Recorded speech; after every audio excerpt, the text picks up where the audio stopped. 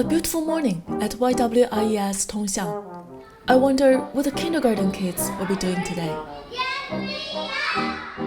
So first, a fierce bicycle race, followed by some pretty water painting on the wall.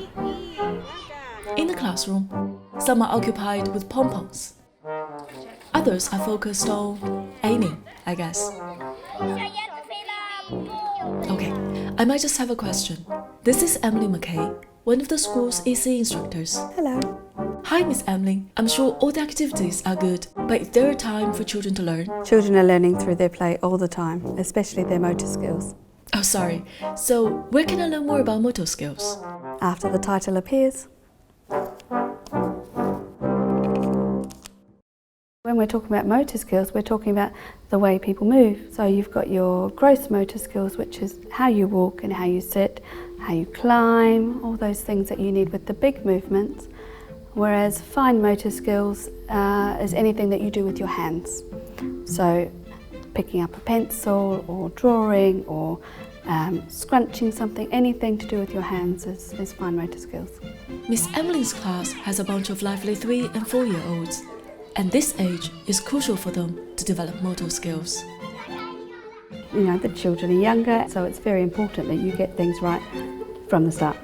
If you have ever been in a kindergarten, you will know it's impossible to keep them still in the classroom for too long. Turn around, shoes on. So, what better idea than to have them out in the open for almost 2 hours a day and practice some gross motor skills along the way. They get a lot of time to run, to dance with ribbons, or to go around on the bikes. It's just getting all of those muscle groups working together. They will race up and down and around our playground for as long as you will let them.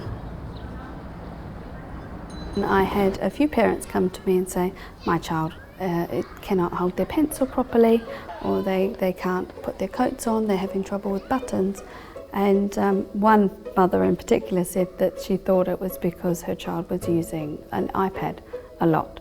You are swiping with your finger, so they're losing the manipulative abilities with their fingers. And so we showed them different ways of improving their fine motor skills.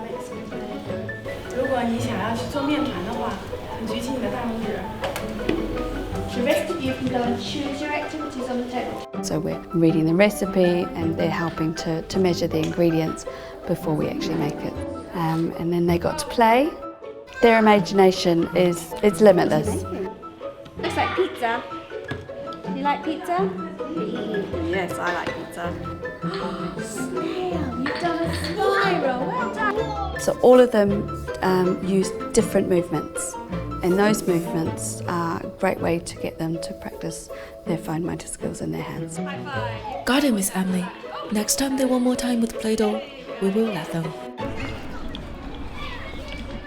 Anything that they're doing that makes a mark is a precursor to writing. We use chalk, we can use it inside and we can use it outside. When we use it outside, the resistance on the floor is much greater than when you're using a blackboard. So you're progressing through the stages of their fine motor skills development. So really? The son has got a baby. Anything that you use to pick something up with other than your fingers, it extends the difficulty of the task. It's great. With that in mind, there are so many activities to try. You can use chopsticks to pick up pom-poms, or use dropper to get water into a bottle cap. And this tip is for the kids. You can ask for spray bottles to aim at targets. If your parents say they don't like it, let them know you'll water the plants afterwards. They may happily agree for that. And finally, the million-dollar question. What is the advice you like to give to parents? I think my advice to parents, you've got to look at your child at home, find out what interests them, and then improve their skills through those interests. Speaking of interest, the photographer's got mixed feelings. But since touching the camera lens also counts as a motor skill, nobody's getting frowned upon.